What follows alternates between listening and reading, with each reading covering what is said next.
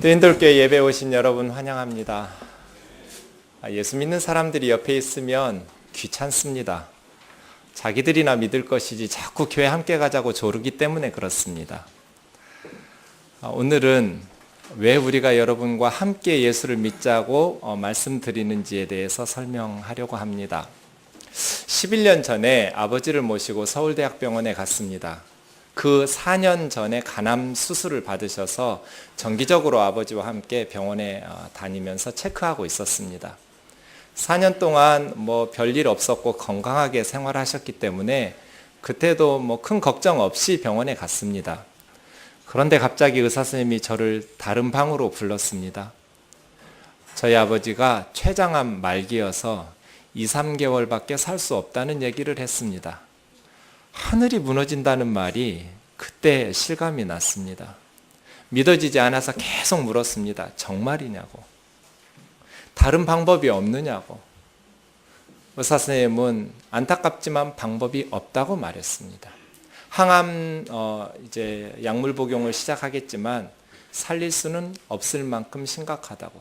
제가 얼마나 무식했냐면 우리 몸에 췌장이라는 게 있는 줄을 그때 처음 들었습니다. 간, 위 이런 거는 알았는데 췌장? 있는 줄도 몰랐던 췌장암 말기여서 수술을 할 수도 없고 이제 2, 3개월 사실 수밖에 없다는 말을 들으니까 병원에서 시키는 대로 다 했는데 이제 와서 사형 선고를 내리니 화가 나기도 했지만 의사 선생님이 무슨 죄가 있습니까? 말기 암 환자에게 감기 걸렸다고 말할 수는 없지 않습니까? 저는 아버지에게 어떻게 말해야 됐을까요? 아버지 말기 암이라고.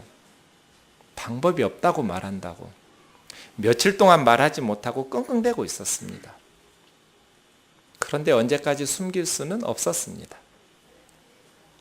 1월에 췌장암 말기 판정을 받으신 아버지는 그해 12월에 돌아가셨습니다. 저는 저희 아버지에게 췌장암 말기여서 이제 곧 돌아가신다라는 말을 하는 그 답답한 심정으로 여러분에게 동일한 얘기를 하려고 합니다. 우리는 말기암 환자와 같습니다. 아니 사람 불러놓고 이게 무슨 막말이냐고 화를 내실 수도 있지만 사실이 그렇습니다. 제가 여러분을 모시고 우리 욕심을 버리고 행복하게 삽시다. 또 우리 불쌍한 사람들을 도우면서 보람있게 삽시다. 부정적인 생각을 버리고 긍정의 힘을 믿으면서 열심히 삽시다. 그러면 하나님께서 여러분에게 복을 주실 것입니다. 부모에게 효도합시다. 가족을 사랑합시다. 여러분 모두가 들으면서 고개를 끄덕끄덕 할 수 있는 말씀으로 여러분에게 설교할 수도 있습니다. 그런데 그런 말들은 다른 사람들이 많이 하니까 오늘은 어려운 걸음을 하신 여러분에게 다른 사람들이 잘 하지 않지만 너무나 중요하다고 생각되어지는 이야기를 좀 하려고 합니다. 먼저 왜 우리가 말기 암에 걸린 환자와 같은 상황이라고 말씀드리는지를 설명하겠습니다. 성경 전도서 7장 2절을 같이 앞에 있습니다. 한번 읽어보겠습니다. 시작. 초상집에 가는 것이 잔치집에 가는 것보다 나으니 모든 사람의 끝이 이와 같이 됨이라. 산자는 이것을 그의 마음에 둘지어다. 성경에 초상집에 가는 것이 잔치집에 가는 것보다 더 낫다. 왜냐하면 모든 사람이 이 죽은 사람과 같이 끝나기 때문에 살아있는 사람은 이 사실을 명심하라고 말씀합니다. 그렇죠. 우리 모두가 언젠가 죽음을 맞이하게 될 것입니다. 그런데 성경은 여기서 한 걸음 더 치고 나갑니다. 그 다음 구절을 좀 보겠습니다. 히브리서 9장 27절입니다. 시작. 한 번 죽는 것은 사람에게 정해진 것이요 그 후에는 심판이 있으리니. 두 문장으로 이루어져 있습니다. 첫 번째 문장에 대해서 잘못되었다고 말하는 사람은 아무도 없을 겁니다. 한 번 죽는 것은 사람에게 정해진 것이다. 가난한 사람만 죽는 것 아닙니다. 부유한 사람도 언젠가 죽습니다. 무능한 사람만 죽는 것 아니죠. 부귀영화를 누리고 권력을 가진 사람들도, 죽지 않으려고 발버둥 쳤던 사람들도 다 죽었습니다. 언젠가 모든 사람은 한 번 죽게 되어 있습니다. 그런데 두 번째 문장에 대해서는 의견이 갈릴 겁니다. 죽으면 끝이지, 죽으면 무로 돌아가는 것이지 그 후에 심판이 있다라는, 천국과 지옥을 말하는 것은 거부감이 드실 겁니다. 아, 지금 젊은 목사 당신은 협박해서 우리를 예수 믿게 만들려는 거지? 너가 죽어봤어? 천국과 지옥에 가봤어? 그렇게 불쾌하게 생각하실 수도 있을 겁니다. 심판이 있다는 저 단어는 재판한다는 뜻입니다. 우리 모두가 언젠가 한번 죽습니다. 죽고 나서 무로 돌아가거나 그걸로 끝이라면 지금 제가 드리는 말씀은 쓸데없는 말입니다. 그런데 만일 죽었는데 그 다음에 하나님의 심판, 재판대 앞에 우리가 서야 된다면 이것보다 더 심각한 말은 없습니다. 성경은 분명히 말씀하십니다. 사람이 죽고 나면 무로 돌아가는 것이 아니라 하나님의 심판대 앞에 서야 된다고 말씀하십니다.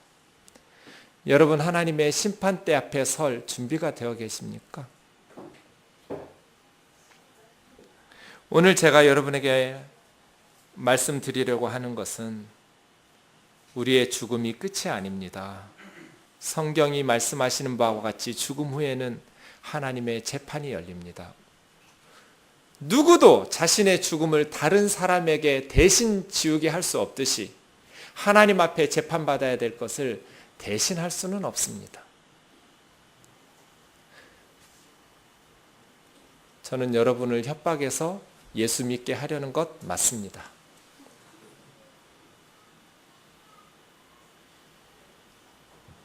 왜냐하면 하나님의 심판이 있다고 확신하기 때문입니다. 세종대왕 우리 중에 본 사람 아무도 없습니다. 이순신 장군을 본 사람도 아무도 없지요. 하지만 우리 중에 누구도 세종대왕이 한글을 창제하시고 이순신 장군이 일본군을 무찌른 것을 의심하지는 않습니다. 왜 그렇습니까? 증거들이 너무나 확실하기 때문에 그렇습니다. 하나님의 심판도 마찬가지입니다. 제가 하나님의 심판이 확실하다고 말씀드리는 이유는 증거들이 너무나 분명하기 때문에 그렇습니다. 이제 그 말씀들을 좀 생각해 보려고 합니다. 하나님의 심판대 앞에서 나는 양심껏 착하게 살았으니 무죄라고 주장하고 싶으신 분이 혹시 있을지 모르겠습니다. 그러나 성경은 그렇게 말하지 않습니다. 그 다음 로마서 3장 23절 같이 읽어볼까요? 시작. 모든 사람이 죄를 범하였음에 하나님의 영광에 이르지 못하더니. 성경은 모든 사람이 죄인이라고 말합니다. 그래서 하나님의 영광에 이를 수 없다. 하나님의 심판대 앞에서는 유죄 아니면 무죄입니다. 재판은 그렇지요. 재판이 열리면 무죄 아니면 유죄 둘 중 하나입니다.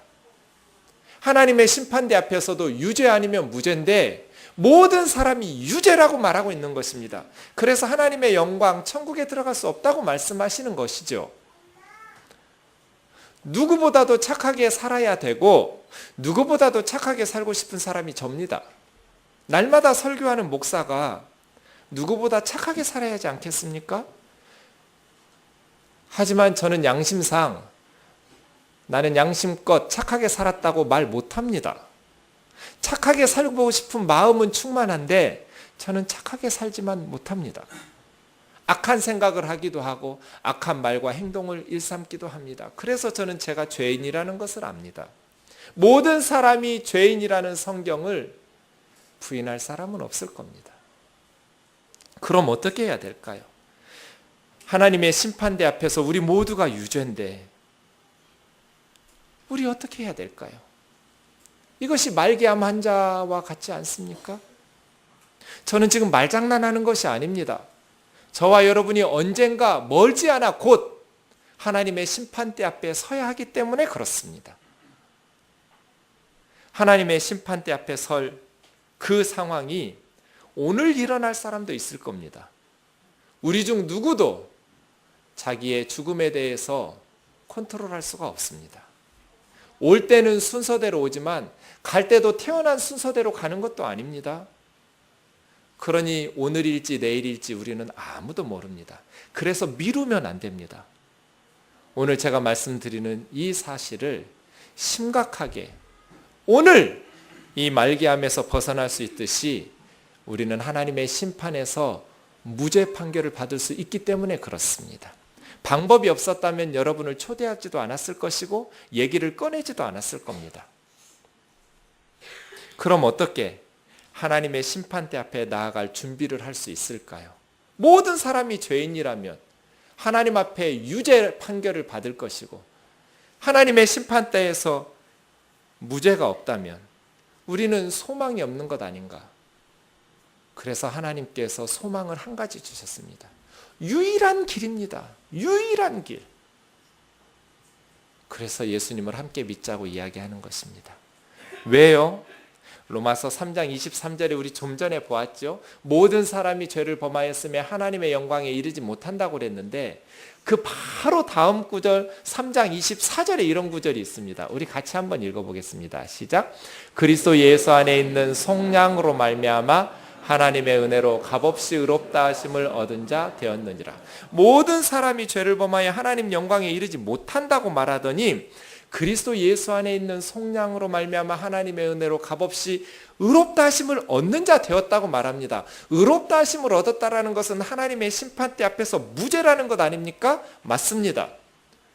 아니 모든 사람이 죄를 범해서 하나님의 심판대 앞에 가면 유죄라더니 이제 어떻게 의롭다고 하나님에게 칭함받을 수 있는 상황이 벌어졌느냐는 말입니다. 우리가 잘 사용하지 않는 그리스도 예수 안에 있는 속량이라는 단어입니다. 이 속량은 죄인을 해방시켜주기 위해서 속전을 받고 풀어주는 걸 속량이라고 말합니다. 그 죄인을 풀어주기 위해서 내는 돈을 속전 이렇게 부르지요.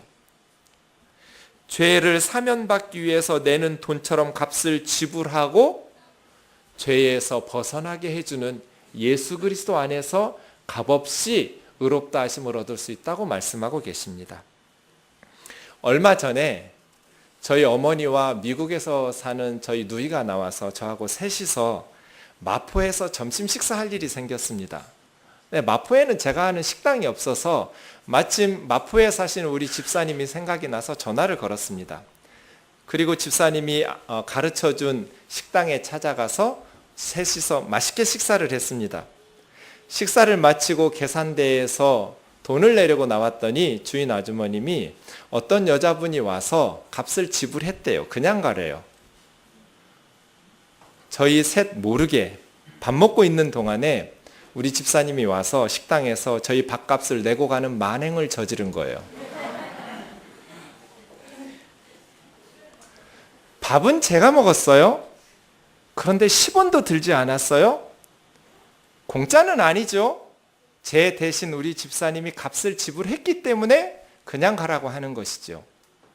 우리는 죄인이에요. 죄인인 우리가 죽고 나서 하나님 앞에 심판대 앞에 서면 모두 다 죄값을 받아야 되는데 우리가 받아야 될 죄값을 예수님이 대신 치렀다는 뜻이에요. 그것을 하나님 은혜로 값없이 의롭다 하심을 얻었다고 설명하는 거예요. 이 값은 너무나 커서 생명을 바쳐야 돼요.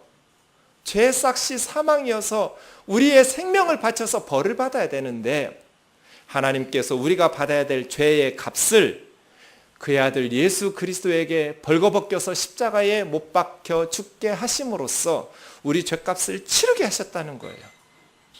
그래서 누구든지 예수님을 믿을 때 하나님의 법에서 하나님의 정죄에서 벗어날 수 있게 하셨다는 거예요. 어떻게 이런 일이 일어날 수 있을까요? 예수님이 무엇을 하셨기 때문에? 우리 그 다음 구절 한번 보겠습니다. 갈라디아서 3장 13절입니다. 오늘 우리가 좀 전에 읽었던 구절과 관련이 있는데요. 같이요. 시작. 그리스도께서 우리를 위하여 저주를 받은 바 되사 율법의 저주에서 우리를 속량하셨으니 기록된 바 나무에 달린 자마다 저주 아래 있는 자라 하였습니다. 예수 그리스도께서 우리를 위하여 저주를 받으셨대요. 그래서 율법의 저주에서 속량이라는 단어가 또 나왔네요. 속량은 죄인을 해방시켜주기 위해서 속전을 지불하고 해방시켜주는 것이에요. 예수님께서 우리를 위하여 하나님의 저주를 대신 받아서 율법의 저주에서 우리를 해방시켜 주었대요. 하나님의 심판대 앞에서 우리가 재판을 받을 때는 대한민국 헌법을 기준으로 재판받는 것 아니에요. 하나님의 법인 율법을 기준으로 해서 심판받는 거예요. 여러분이 한 번쯤 들어보셨음직한 십계명과 같은 율법들이에요. 하나님이 인간들에게 살라고 주신 하나님의 뜻이 담겨져 있는 하나님의 법, 그 율법을 기준으로 우리가 재판을 받을 텐데, 그 율법은 우리가 죄를 지으면 우리를 죄인이라고 정죄하지요. 유죄를 선언해요. 그런데 예수님께서 율법이 선언하는 유죄를 다 대신 지기 위해서 하나님의 저주와 심판을 받으심으로 우리가 자유롭게 해방될 수 있다는 거예요. 나무에 달린 자마다 저주를 받은 자라는 오늘 좀 전에 우리가 읽었던 신명기 말씀을 바울은 인용하고 있어요. 우리 신명기 말씀 같이 볼까요? 21장 22절 23절입니다. 시작. 사람이 만일 죽을 죄를 범함으로 내가 그를 죽여 나무 위에 달거든 그 시체를 나무 위에 밤새도록 두지 말고 그날에 장사하여 내 하나님 여호와께서 내게 기업으로 주시는 땅을 더럽히지 말라. 나무에 달린 자는 하나님께 저주를 받았습니다. 이스라엘에서 나무에 달아서 죽이는 그런 형벌은 없습니다. 주로 돌로 쳐서 죽이거나 중형이지요. 사형을 시킬 만큼 중대 범죄를 저지른 사람들을 죽입니다. 죽인 후에 그 시신을 나무에 답니다. 살아있는 사람들에게 경고하기 위해서지요. 만일 어떤 사람이 중한 범죄를 저질러서 사형 판결을 받고 죽어서 그 시신을 나무에 매달아 두거든 밤새도록 그 시신을 나무에 달아두지는 말아라. 그날의 장사에서 내가 너희에게 기업으로 준 땅을 더럽히지 말라. 나무에 달린 자는 하나님께 저주를 받았다. 이 말씀은 초대교회의 유대인들에게 예수님의 복음을 믿게 하는데 치명적인 걸림돌이 됐습니다. 예수 믿는 사람들이 예수님을 믿으라고 복음을 전하자 예수는 나무 십자가에 죽지 않았는가? 이스라엘 사람들은 어려서부터 신명기 말씀으로 교육을 받거든요. 신명기법에 의하면 나무에 달린 자마다 하나님께서 저주하셨다고 그랬는데 우리를 구원해 줄 세상의 구원자인 메시아가 보좌에 앉아서 이 세상을 다스려야지 어떻게 저주를 받을 수가 있느냐? 예수는 메시아가 아니다. 많이 믿지 않고 거부했습니다. 그런데 좀 전에 우리가 갈라디아서 3장 13절에서 말한 것처럼 예수님이 저주받으신 것이 누구를 위해서 저주받았다고 말씀하십니까? 우리를 위하여 저주받은 바 되셨다고 이야기하십니다. 그리스도께서 자기 죄 때문에 저주받으신 것이 아니라 우리를 위하여 저주받아서 나무 십자가에 달려서 죽으셨다고 말씀하고 있습니다. 언제 이런 일이 일어났습니까? 저와 여러분이 알지도 못하는 사이에 저는 그냥 밥 먹고 있었어요. 그런데 제가 알지도 못하는 사이에 집사님이 와서 밥값을 내고 갔어요. 우리가 알지도 못하고 있었어요. 그런데 하나님께서는 2000년 전에 그의 아들 예수 그리스도를 십자가에 내어 주심으로 우리 죄값을 치르게 하셨어요. 이 말을 하자고 여러분의 귀한 발걸음을 내게 한 것입니다. 이 세상에서 성공적으로 행복하게 살 수 있는 비결을 저는 모릅니다.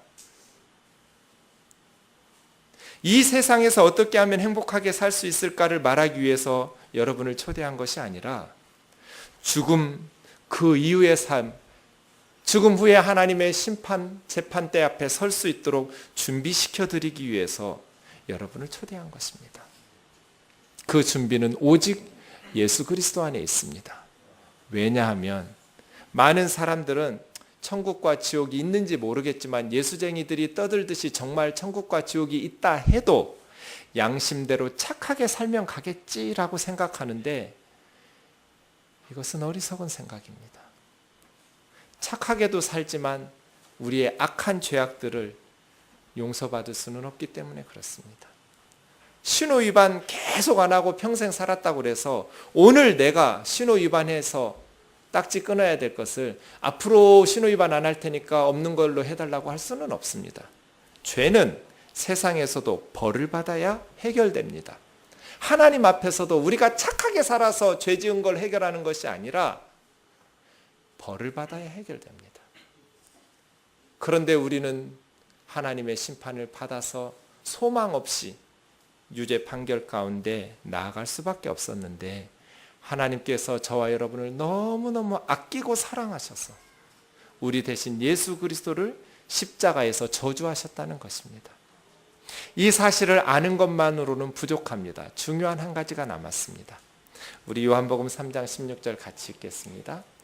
시작. 하나님이 세상을 이처럼 사랑하사 독생자를 주셨으니 이는 그를 믿는 자마다 멸망하지 않고 영생을 얻게 하려 하십니다. 아는 자마다가 아닙니다. 하나님이 세상을 사랑해서 독생자 예수 그리스도를 십자가에 우리가 받아야 될 죄값을 치르게 하기 위해서 내어주셨는데, 믿는 자마다 멸망하지 않고 영생, 이것이 하나님의 심판대 앞에서 유죄 판결을 받지 않고 무죄 의롭다 하심을 얻어서 천국 백성 되어 하나님의 자녀의 축복을 누리게 하신 것입니다. 그런데 믿는 자마다 멸망하지 않고 영생을 얻겠다고 말씀하십니다. 믿는다는 것을 무엇을 의미할까요? 좀 더 자세히 풀어서 로마서 10장 9절과 10절을 보겠습니다. 시작. 내가 만일 내 입으로 예수를 주로 시인하며 또 하나님께서 그를 죽은 자 가운데서 살리신 것을 내 마음에 믿으면 구원을 받으리라. 사람이 마음으로 믿어 의에 이르고 입으로 시인하여 구원에 이르느니라. 예수를 믿는 자마다 멸망치 않고 영생을 얻는다고 할 때 예수님을 믿는다는 것은 마음으로 하나님께서 우리 죄를 대신하여 예수님을 십자가에 내어주시고 사흘 만에 다시 살리신 것을 믿고 입으로 그 사실을 시인할 때 구원, 하나님의 심판대 앞에서 의롭다함을 얻을 수 있다고 이야기하는 것입니다. 그런데 지금까지 제가 한 말을 어떻게 믿을 수 있습니까? 무슨 말인지는 알겠다고 젊은 양반, 누구나 죽지, 죽음 후에 긴가민가 하지만 하나님의 심판대 앞에 서야 될지도 모르지. 그런데 하나님이라는 분이 너무나 사람들을 사랑해서 그의 아들 예수 그리스도를 십자가에 모든 사람들의 죄를 뒤집어 씌워서 저주를 쏟아부었다고, 누구든지 그 사실을 마음으로 믿고 입으로 고백하면 하나님의 재판이 열릴 때 그 예수님이 대신 벌받았으니 내가 벌받지 않아도 된다고. 그런데 그게 옳다라는 것을 어떻게 믿을 수 있지? 당신 말이 사실이라는 것을 어떻게 확인할 수 있느냐고 궁금증이 생기실 겁니다. 부활입니다. 부활. 세종대왕이 한글을 창제하시고 이순신 장군이 일본군을 무찔렀다라는 것을 믿을 수 있도록 많은 증거들이 있는 것처럼 우리가 예수님을 믿을 수 있는 데에는 확실한 증거들이 있습니다. 이것이 예수 그리스도의 부활입니다. 고린도전서 15장, 좀 길지만 우리 끊어서 설명하면서 말씀드리겠습니다. 형제들아, 내가 너희에게 전한 복음을 너희에게 알게 하노니. 이 복음은 잠시 후에 3절과 4절에서 나올 겁니다. 내가 너희에게 전해주었던 그 복음을 너희가 받았는데, 이미 고린도 교회 성도들은 바울의 복음을 들었어요. 그리고 그 가운데 서 있어요. 만일 너희가 내가 전해주었던 그 말을, 그 복음을 굳게 지키고 헛되게 믿지 않으면 그 복음을 믿는 믿음으로 너희는 구원을 얻을 것이다. 그럼 복음이 무엇인가? 3절과 4절입니다. 우리 같이 한번 읽어볼까요? 시작. 내가 받은 것을 먼저 너희에게 전하였노니 이는 성경대로 그리스도께서 우리 죄를 위하여 죽으시고 장사 지낸 바 되었다가 성경대로 사흘 만에 다시 살아나사. 빨간색으로 쓴 두 개의 문장이 복음의 내용입니다. 바울도 받았습니다. 바울이 만들어낸 것 아닙니다. 너희에게 전하였는데 이는 구약 성경에 예언된 것처럼 하나님의 아들 예수 그리스도께서 우리 죄를 위하여 죽으시고 이것이 우리 죄를 위하여 나무에서 저주받으셨다는 말씀과 같습니다. 장례식 치른 후에 성경에 예언된 대로 사흘 만에 다시 살아나셨다. 이게 복음입니다. 이것을 헛되이 믿지 않으면, 굳게 지키면 이 복음을 믿는 믿음으로 우리는 하나님의 재판대 앞에서 의롭다 칭함 받을 겁니다. 예수님이 우리 죄를 위해서 대신 죽었기 때문이죠. 어느 교실에서 여학생이 떠들었습니다. 선생님이 나와 회초리로 5대를 때리겠다고 그랬더니 그 여학생을 흠모하던 남학생이 용기를 내서 손을 듭니다. 눈물을 뚝뚝 흘리면서 선생님 내가 대신 맞으면 안 될까요? 그래 하면서 그 남학생을 5대 때렸습니다. 그 남학생을 아프게 때린 후에 네가 떠들었으니까 너 또 맞아 이러지 않습니다. 그 여학생을 대신해서 남학생이 맞았기 때문에 둘 다 그냥 들어가는 것이죠. 하나님께서 그의 아들 예수 그리스도를 우리 죄를 위하여 심판하셨습니다. 예수님을 우리 대신에 때리시고 죽이셨는데 우리가 하나님의 심판대 앞에 갔을 때 말을 번복하셔서 아니야 너는 너무 나쁜 놈이니까 너는 맞아야 돼. 그럴 리가 없습니다. 예수님이 우리 죄를 대신하여 심판을 받고 저주를 받았으니 하나님의 심판대 앞에서 우리는 예수님을 믿으면 의롭다함을 얻을 겁니다. 그것이 성경의 기독교입니다. 그러면 목사님이 말씀한 이야기를 어떻게 믿고 신뢰할 수 있습니까? 복음의 내용은 이제 알아서 이해하겠는데 그걸 어떻게 믿을 수 있습니까? 5절부터 보겠습니다. 게바에게 부활하신 예수님 사흘 만에 다시 살아나셔서 게바는 여러분이 아시는 베드로입니다. 베드로 부활하신 예수님을 만나기 전까지 사실은 베드로와 12제자가 예수님의 제자가 된 것은 이렇게 인생이 꼬일 줄 모르고 따라다닌 겁니다. 예수님이 메시아 왕국을 건설하면 능력 많으신 예수님 밑에서 장관짜리라도 하나 하기 위해서 쫓아다녔습니다. 그런데 갑자기 예수님이 십자가에서 죽으신 것이죠. 닭 쫓던 게 지붕 쳐다본다 이렇게 말합니다. 예수님 십자가에 돌아가실 때 이제 제자들도 두려워서 문을 걸어 잠그고 숨어 있었습니다. 믿음 있었던 사람들 아닙니다. 베드로 3번이나 예수님 모른다고 부인하고 저주했던 사람입니다. 그런데 그 베드로 십자가에 거꾸로 못 박혀서 순교당했습니다. 예수님을 위해서 수없이 감옥에 갇혔습니다. 변했습니다. 12제자들도 마찬가지입니다. 베드로의 형제인 안드레는 X자 십자가로 죽었습니다. 그래서 지금도 여러분이 가지고 계신 영어 사전을 보시면 X자 십자가를 엑스스 크로스 이렇게 안 부르고 세인트 앤드류스 크로스 이렇게 부릅니다. 성 안드레의 십자가라고 부르지요. 바돌로메라는 제자 산채로 껍질 벗겨 죽였습니다. 그래서 지금 로마에 있는 베드로 성당에 12제자 동상이 있는데 안드레의 동상에는 한 손에 칼을 들고 한 손은 자기 껍질을 들고 있습니다.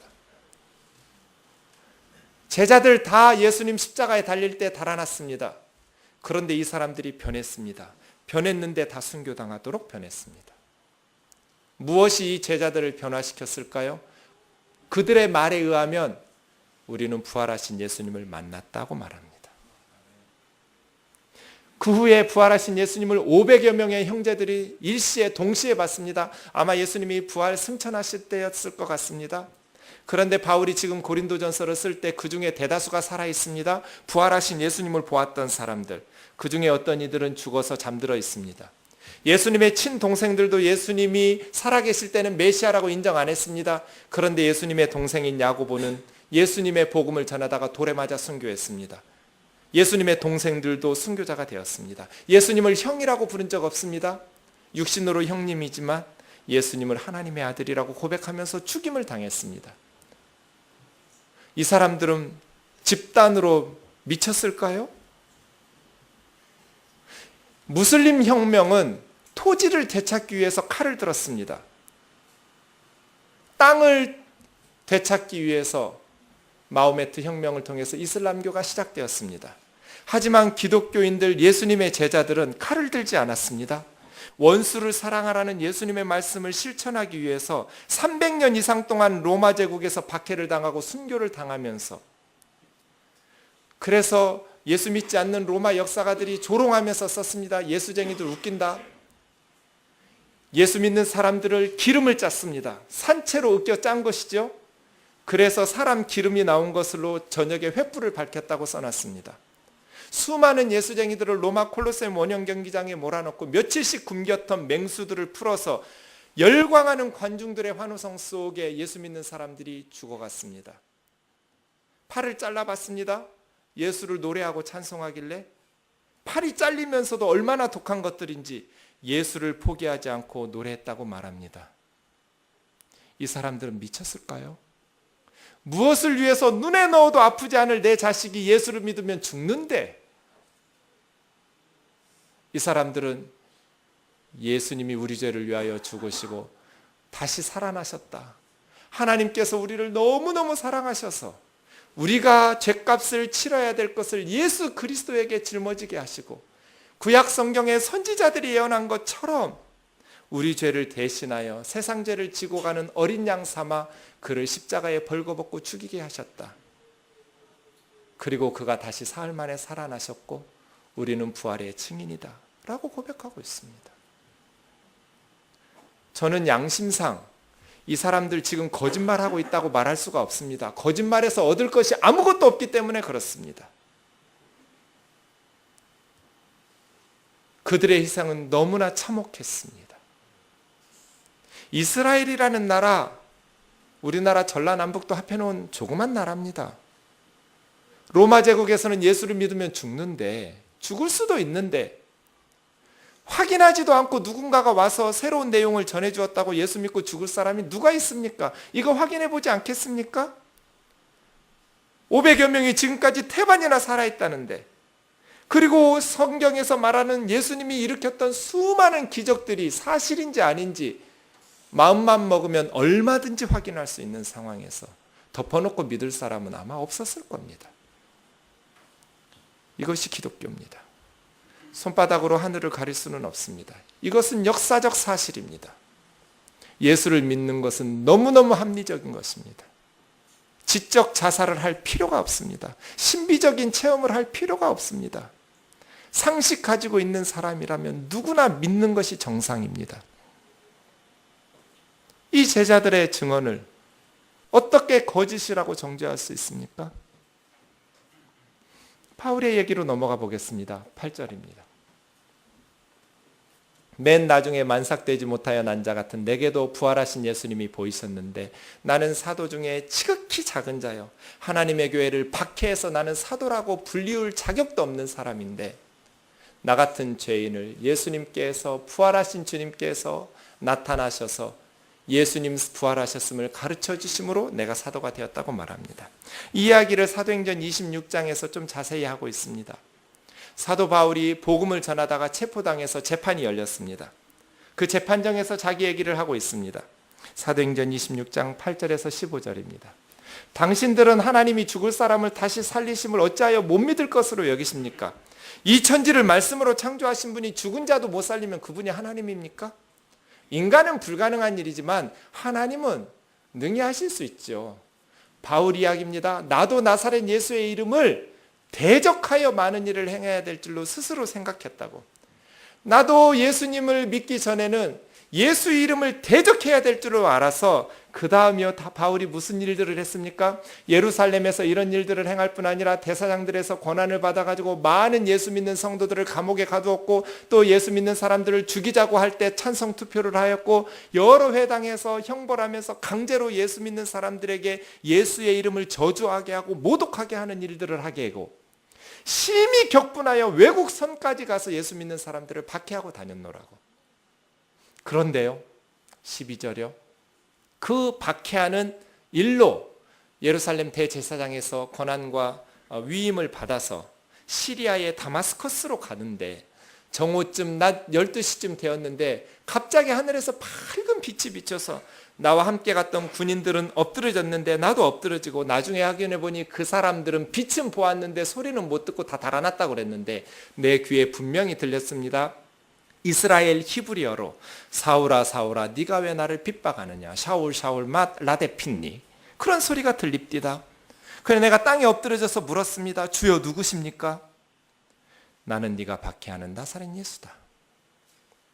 아니 예수는 예수의 제자들이 다시 살아났느니 어땠느니 무덤에서 예수의 시체를 훔쳐서 감춰놓고 예수가 부활했다고 거짓말하는 줄로만 알았는데 그래서 예수 믿는 사람들을 박해하는데 격분했었는데 그 예수님이 살아계시다니. 그래서 바울이 예수님의 복음을 들고 지금 유럽을 변화시킨 겁니다. 여러분 이 바울의 증언이 어떻습니까? 무엇 때문에 이 사람 거짓말할 것 같습니까? 이 말이 거짓말 같습니까? 나도 다마스커스 가기 전까지는 예수 믿는 사람들을 박해하는 것이 옳은 줄 알고 예수 믿는 사람들 죽이자고 할 때 찬성 투표했고 감옥에 가두었고 강제로 위협하고 협박하면서 예수의 이름을 모독하게 하고 저주하게 하는 말을 하게 했었는데 지금 나는 180도로 변해서 선교사가 된 이유는 부활하신 예수를 만났기 때문이다. 이 바울 네로 황제 박해 시기에 순교당했습니다. 이 사람 무엇을 위해서 순교당하고 거짓말했을까요? 그래서 저는 이 수많은 증거들을 가지고 하나님의 심판이 있음을 믿습니다. 세종대왕과 이순신 장군이 한글을 창제하시고 일본군을 무찌른 것을 역사적 정황을 검토해서 믿듯이 예수 그리스도의 복음이 사실이라는 것을 저는 역사적 정황을 검증해서 믿는 것입니다. 사랑하는 형제 자매 여러분, 누구든지 예수 그리스도를 믿으면 이제 몇십 년 후일지 몇 년 후일지 모르지만 우리 모두가 하나님의 재판대 앞에 설 준비가 된 것입니다. 우리 죄를 대신해서 예수님께서 하나님의 저주를 받으셨으니 하나님이 약속한 것처럼 저는 약속해놓고도 못 지켜서 난감할 때가 있지만 하나님은 사람이 아니시니 절대로 약속을 어기시는 법이 없습니다. 하나님께서 말씀에 약속하신 대로 예수 그리스도를 믿는 사람들을 위해서 의롭다고 하실 이 구원의 길을 믿고 구원의 의롭다함을 받는 하나님 백성 되기를 주의 이름으로 축원합니다. 그러면 하나님은 왜 이런 일을 하실까요? 요한일서 4장 10절을 한번 보겠습니다. 시작.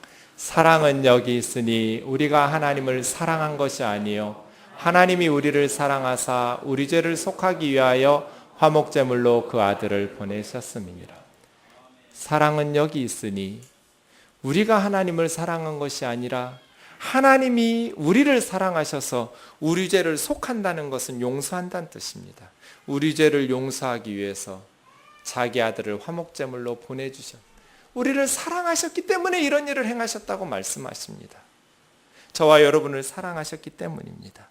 의인을 위하여 죽는 것이 쉽지 않고 선인을 위하여 용감히 죽는 자가 혹 있거니와 우리는 의인도 아니고 착한 사람도 아니고 죄인들인데 죄인인 우리를 위하여 하나님께서 자기 아들을 십자가에 내어주셔서 죽게 하심으로써 우리를 향한 하나님의 사랑을 확증하셨다고 말합니다. 여러분이 느껴지든지 느껴지지 않든지 하나님께서는 여러분을 사랑하셔서 그의 아들 예수 그리스도를 십자가에 내어주셨습니다. 저는 목회하면서 가장 큰 불효가 부모 앞에 죽는 자식이라고 가장 가슴 아프게 하는 것이라고 봅니다. 103일 전에 9살 난 우리 교회 아이가 죽었습니다. 암으로 죽었어요. 지난 103일 동안 저는 하루도 맘 편히 잔 적이 없습니다. 하루도 그 아이를 잊어보거나 그 부모를 위해서 기도를 쉰 적이 없습니다. 저는 지금도 아침에 눈 뜨면 내 아들 기도 안 합니다. 외동딸인 9살 날 딸아이를 먼저 보낸 그 부모들 기도부터 나옵니다. 그리고 잠들 때까지 하루 종일 머릿속에 그 부모들이 있습니다. 목사가 이런데 부모의 심정은 말할 것도 없습니다. 먼저 간 딸아이는 부모의 슬픔입니다. 그래서 정말 부모 앞에서 건강하게만 살아줘도 효도하는 겁니다. 하나님은 어떨까요? 하나님은 우리를 너무너무 사랑하십니다. 하나님 앞에 가장 큰 죄는 살인이나 간음이 아닙니다. 예수 믿지 않고 죽는 겁니다. 예수 믿지 않고 죽겠다고 지옥의 길을 계속하는 것입니다. 하나님 기쁘시게 하기를 원하신다면 하나님이 우리를 너무너무 사랑하시는 그 하나님을 위해서라도 우리는 예수 그리스도를 믿고 심판에서 벗어나야 됩니다. 나는 교회에 한 것이 없습니다. 말씀드렸죠? 원래 구원은 그런 거라고 10원도 안 들었습니다. 그래도 나는 교회 헌금도 못하고 나는 봉사도 못하고 나는 나 먹고 살기 바쁜데 괜찮습니다. 저는 여러분이 얼마 헌금하는지 보지도 않습니다. 한 번도 본 적이 없습니다. 우리 교회에서 누가 얼마 헌금하는지 저는 모릅니다. 헌금 많이 해야 천국에 덜 미안한 것이 아닙니다. 나는 바빠서 열심히 교회 일 못하는데 괜찮습니다. 나는 돈 없어서 헌금 못하는데 괜찮습니다. 나는 착하게 못 살았는데 괜찮습니다. 목사인 저도 죄인입니다. 하나님 앞에서 가장 미안한 짓은 예수 믿지 않고 죽는 겁니다. 우리 모두 다 구원의 길을 주셨는데, 너무너무 사랑하셔서 하나님께서는 우리를 천국 백성 만들어 주셨는데, 그 하나님의 사랑의 호소를 다 외면하고 예수 믿지 않고 죽어서 지옥 가는 것, 그것이 가장 하나님 마음 아프게 하는 것입니다. 사랑이 느껴지든 느껴지지 않으시든 여러분은 하나님의 사랑을 받고 있습니다. 제가 전도사일 때 한 형제가 12월 31일에 교회를 찾아왔습니다. 제가 양복을 입지 않고 그냥 평상복 입고 예배를 준비하고 있었기 때문에 제가 청년인 줄 알았답니다. 지금은 젊은 목사인데 그때는 새파랗게 젊은 전도사였습니다. 술 냄새 났어요. 그래서 술 먹고 왔나 보다 처음 보는 형제였어요. 이 형제는 어려서 고아원에 버려졌어요. 부모를 본 적이 없어요. 부모에 대한 기억이 없지요. 너무나 배고파서 고아원에서 친구하고 둘이 나왔어요. 10살 안 돼서 나온 애들이 뭐 하겠어요. 많이 고생했어요. 그렇게 살다가 조직폭력배 보스의 자동차를 운전하는 그러한 조직에 들어가게 되었어요. 그러다가 12월 말일이니까 한 해 마지막 날 동네 교회에 온 거예요. 근데 언제 사라졌더라고요. 나중에 들어보니까 저하고 반말하면서 이렇게 했었는데 전도사라는 것을 알고 도망간 거예요. 며칠 후에 찾아왔어요. 전도사님, 하나님이 정말 살아계셔요? 하나님이 정말 살아계신다고. 나 성경 좀 가르쳐 줄 수 있느냐고. 좋다고. 그래서 교회에 나와서 성경을 가르치기 시작했습니다. 오늘 들었던 내용처럼 복음을 쭉 전했는데 걸리는 부분이 있었습니다. 하나님의 사랑입니다. 갑자기 얘가 버럭 화를 냅니다. 무슨 하나님이 나를 사랑하느냐고. 나를 사랑하신다면 우리 부모, 그런 부모를 나에게 주실 리가 없다고. 전도사님이 아느냐고. 내가 얼마나 힘들게 살아왔는지를 아느냐고. 무슨 하나님이 나를 사랑하신다면 내가 그런 인생을 살았겠느냐고. 그러면서 물어요. 정말 하나님이 나 사랑하냐고. 그래서 정말 하나님이 너 사랑한다고. 또 성질내요. 성질낼 거 뭐하러 물어봐요? 근데 계속 물어요. 하나님 나 사랑하냐고. 너 사랑하신다. 너를 너무너무 사랑하셔서 그의 아들 예수님을 십자가에 내어주셨다. 얼마나 사랑했으면 자기 아들을 십자가에 벌거벗겨서 죽이셨겠냐. 하나님은 분명히 너를 사랑하신다. 믿지를 못했습니다. 여러 달째 못 믿었어요. 어느 날 새벽에 전화가 왔습니다. 전도사님 주무시죠? 알면서 왜 깨우니? 어젯밤에 자려고 침대에 누웠는데 갑자기 하늘에서 하나님의 사랑이 자기 가슴에 쏟아져 내렸대요. 폭포수처럼. 너무 기뻐서 벌떡 일어나서 잠을 못 자고 거실로 화장실로 왔다 갔다 하는데 이 기쁜 소식을 전해줄 사람이 저밖에 없는 거예요. 그래서 아침까지 기다릴 수가 없어서 전도사님한테 전화했다고. 깨워 미안하다고. 그건 안 미안해도 돼. 축하한다. 그래서 그 다음날 아침에 날 밝아서 그 집에 가봤더니 저한테 노트 두꺼운 걸 3권 정도를 줘요. 그래서 그 노트를 봤더니 거기다가 온통 성경 구절 찬송가 가사 써놓고 하나님이 날 사랑하느냐고 묻고 있어요. 그러면서 형광펜으로 다 그어놨어요. 몸부림친 거예요, 얘가.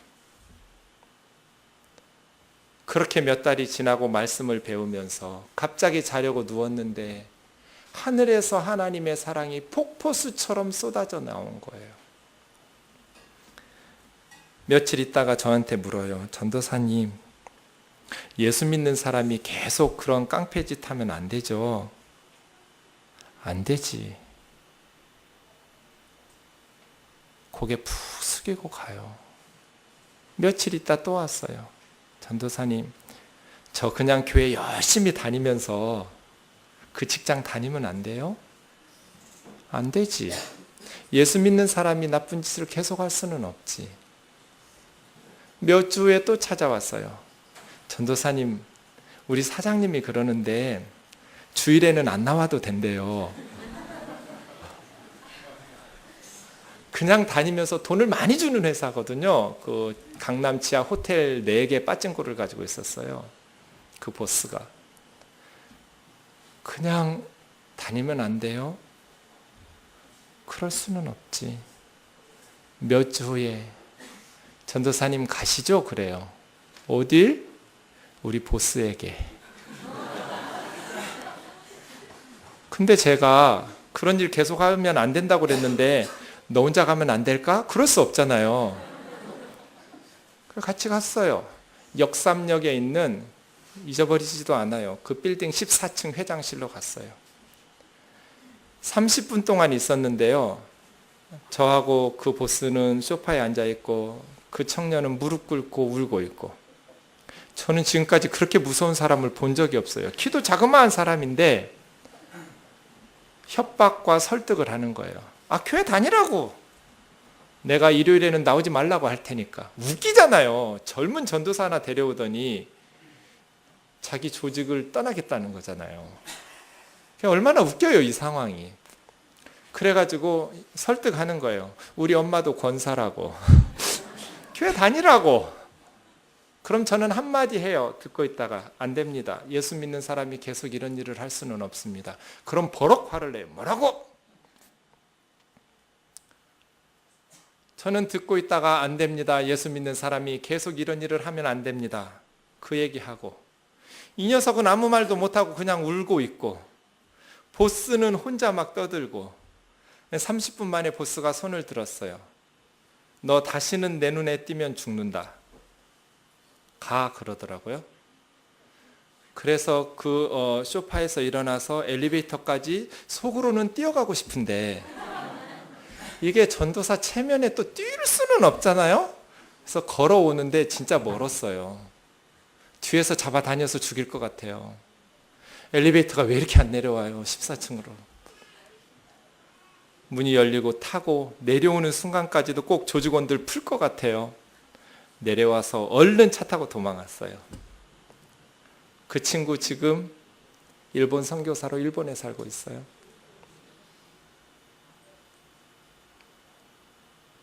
하나님이 정말 날 사랑하느냐고, 하나님이 정말 날 사랑하면 내 인생이 왜 이러느냐고.